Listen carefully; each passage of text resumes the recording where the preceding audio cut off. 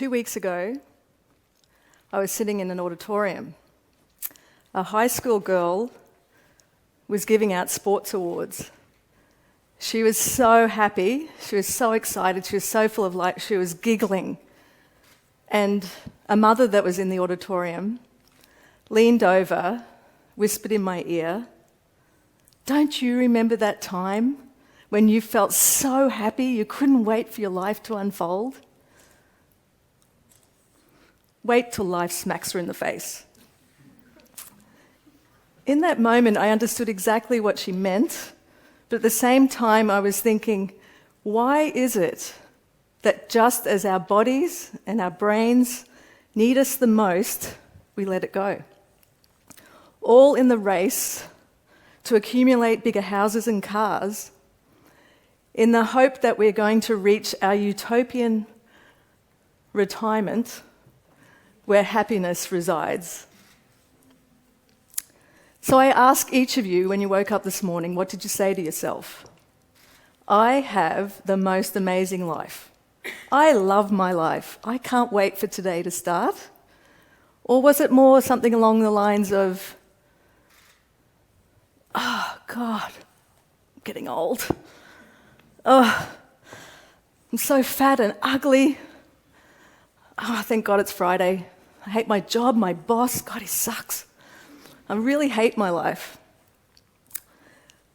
So guess what? You're right. And I don't mean that in a nasty way. What I mean is your brain contains millions of parallel processing computers, and it will go out today and find all of the evidence it needs to support your thinking. Both directions.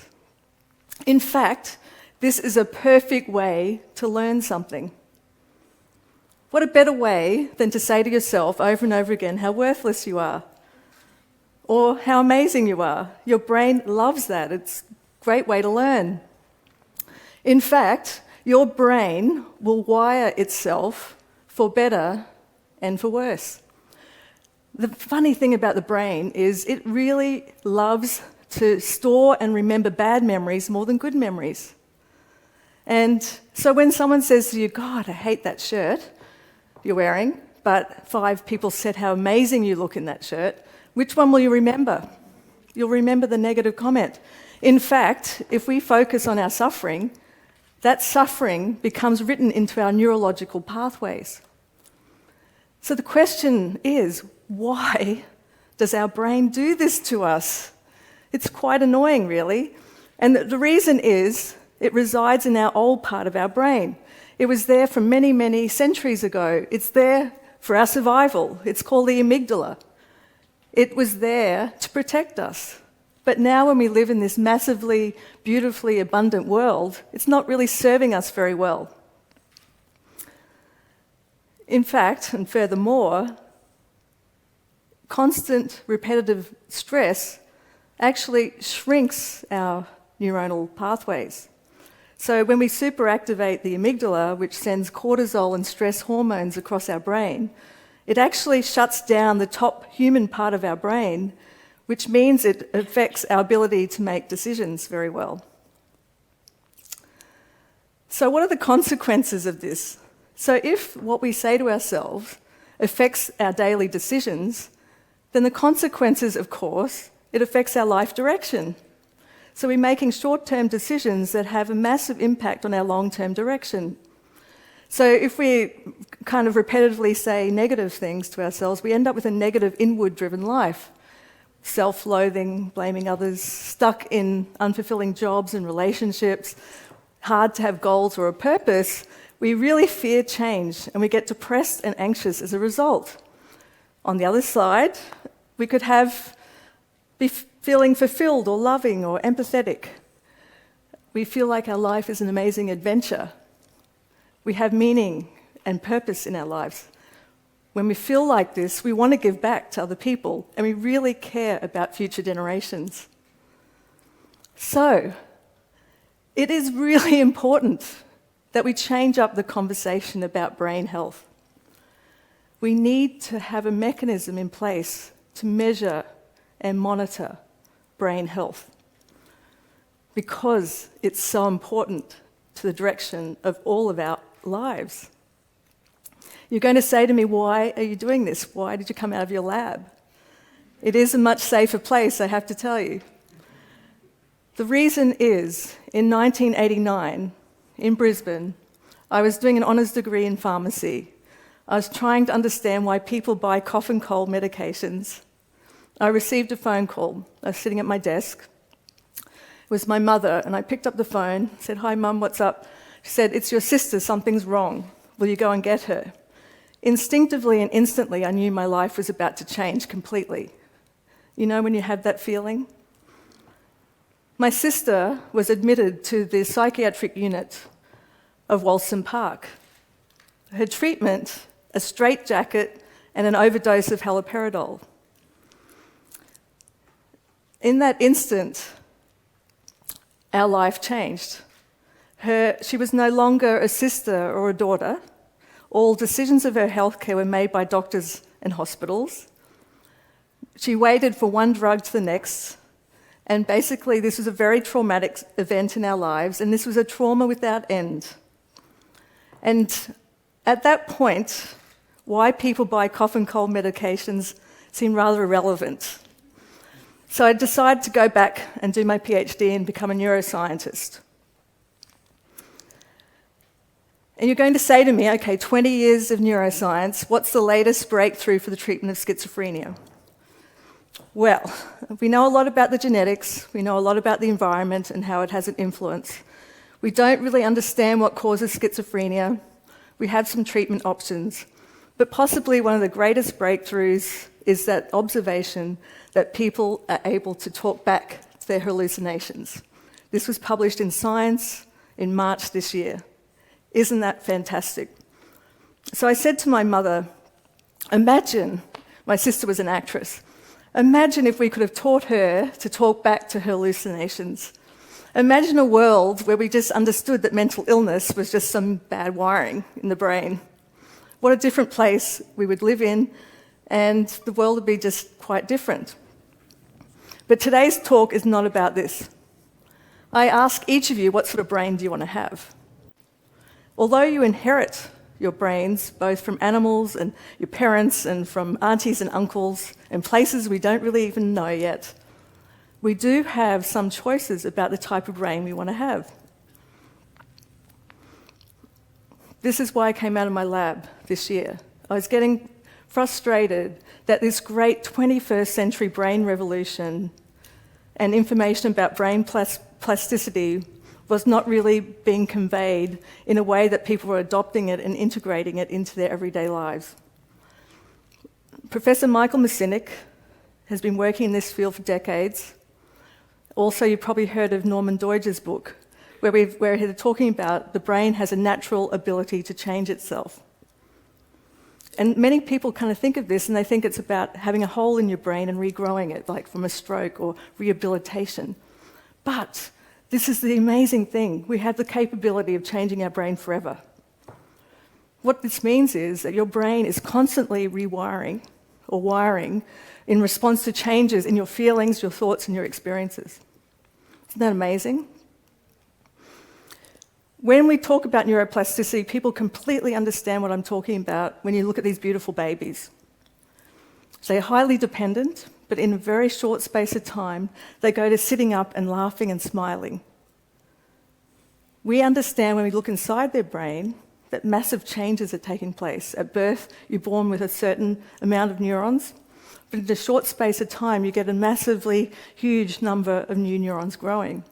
Those neuronal networks become more refined as you get older. Us neuroscientists were really bad because we taught everyone that past adolescence, your brain doesn't really change very much. So there's some consequences of that. Part of those consequences are that you don't think that you can change very much. So we have set up our brain stories. Some of it is inherited, but some of it we're wiring ourselves together in a certain way. The good news about this story about plasticity is you can really hardwire further the things that you really like about yourself and soften off some of those things that you've hardwired in by negative thinking.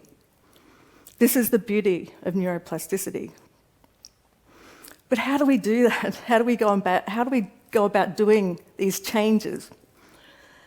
Oh, thank you.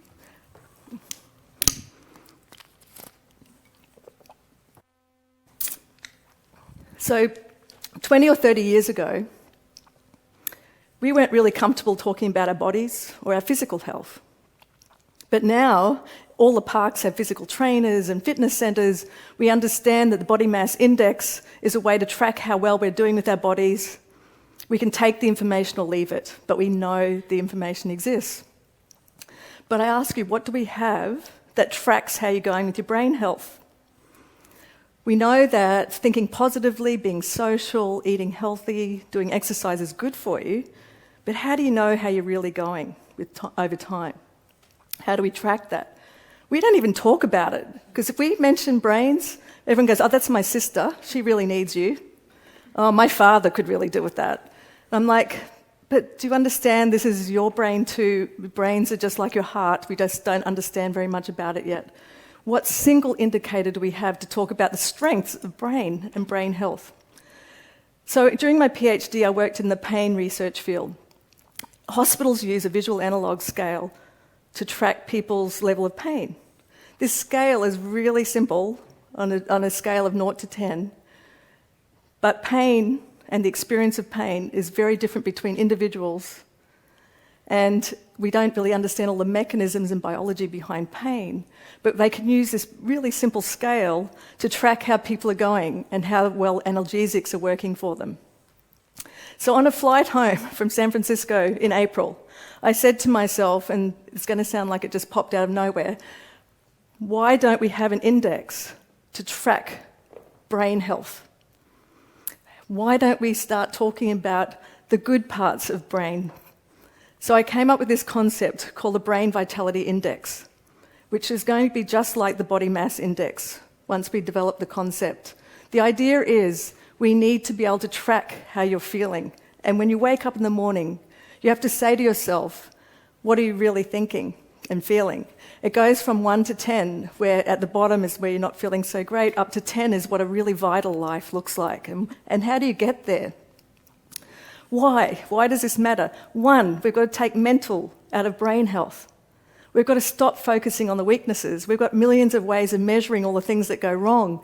But how can we start to open the conversation and say to everyone, this is about everybody. We all want to live young and healthy and vital lives. What are the things we need to do that, and how are we going in relationship to achieving those aims? Secondly, what I discover is some people are incredibly self-aware about what they're telling themselves. Other people think they know how they're living their lives by what they're talking to themselves about. And thirdly, some people just have no idea at all. And they're just living and living and living and following some type of script. The other thing I wanted to do with this concept was to work out ways that you can move up and down the scale too, and give people recommendations of how to do that. Lastly, what I wanted to do is come out of the lab and share all of the latest work in neuroplasticity neuroscience. We now have amazing technology with brain imaging. We can actually show you where happiness and sadness exists in your brain. We can actually show you that making these changes will change your brain. This technology is not in the hands of people yet, but it's in hospitals, it's in research labs. Don't you want to know this information? So it's always been in our hands as neuroscientists and scientists, but it's never been in the hands of people that could use it today to make these changes if they want to. Also, we're in a digital health revolution.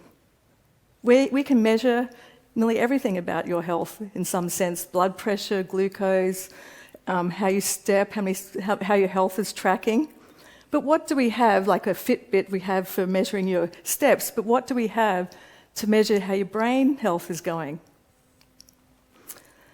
So the kicker in all of this, and this is the bit that I really love, is that we were taught that it's a Darwinian survival of the fittest, where if you keep everything for yourself, you're going to win. And you don't want to give anything to other people because then you're going to lose. And what I love about this, the latest research is showing that you can't hide from your brain. And the interesting thing is that if you have greater purpose in life, it actually improves your brain health and vitality. This study was published by Dr. Boyle recently, where she examined people over time, those that have a high purpose in life and those that have a low purpose. The people that had a higher purpose had a 30% reduction in cognitive impairment, for instance. So isn't it hilarious to think that you can be selfish by giving to other people because you're going to live longer? And that's the top of the scale. And what is life of purpose? It's not being Nelson Mandela, although that is amazing.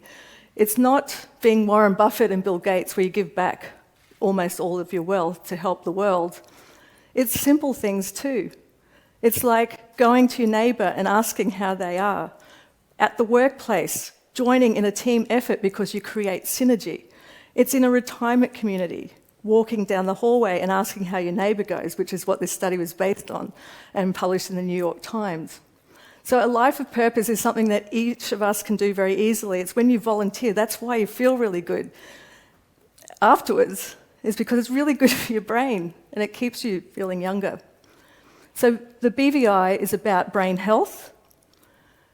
I just started the concept this year. I know it's going to be a hard road ahead, but I think it's so important. It affects all of us. How you're feeling and what you say to yourself impacts your brain health and everyone around you. It is a tool to show how your emotions are guiding your everyday, daily decisions that impact your life direction. It affects individuals and families, it affects schools and corporations, it affects your community, and then, of course, our country. Because really, the only way you can do good is because you've got to feel good about yourself. That's when you feel like you want to give back, is when you're feeling really good yourself. So it's a mindset. So how do we can save for retirement, we understand what that means, but how do we grow our mindset? How do we go from this fixed mindset to a growth mindset?